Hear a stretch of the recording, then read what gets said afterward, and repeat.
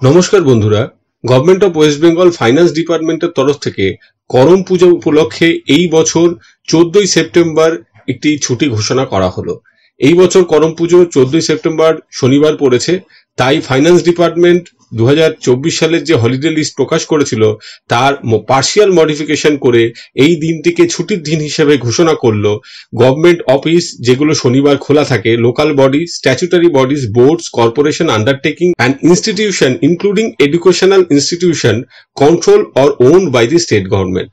অর্থাৎ শনিবার যে সমস্ত সরকার পোষিত স্কুলগুলো খোলা থাকে, সাধারণত হাফ বেলা হয়, সেই স্কুলগুলোতে ছুটি থাকবে ফাইন্যান্স ডিপার্টমেন্টের এই অর্ডার অনুযায়ী।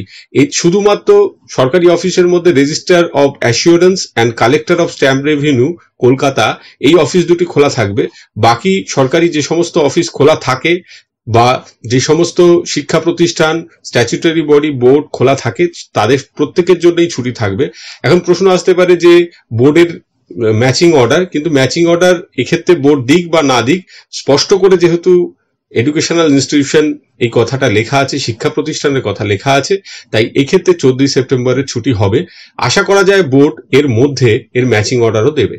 পাশাপাশি 14ই সেপ্টেম্বর শনিবার ছুটির পর 15ই সেপ্টেম্বর রবিবার, 16ই সেপ্টেম্বর যথারীতি ফতেয়া দোহাজধামের ছুটি রয়েছে এবং 17ই সেপ্টেম্বর বিশ্বকর্মা পুজো উপলক্ষে যে সমস্ত স্কুল লোকাল হলিডে ছুটি দিয়েছেন, সেই সমস্ত স্কুলের ক্ষেত্রে কিন্তু পরপর 4 দিনের একটি ছুটি দেখা যাচ্ছে, হতে পারে অন্তত 3 দিন তো হচ্ছেই।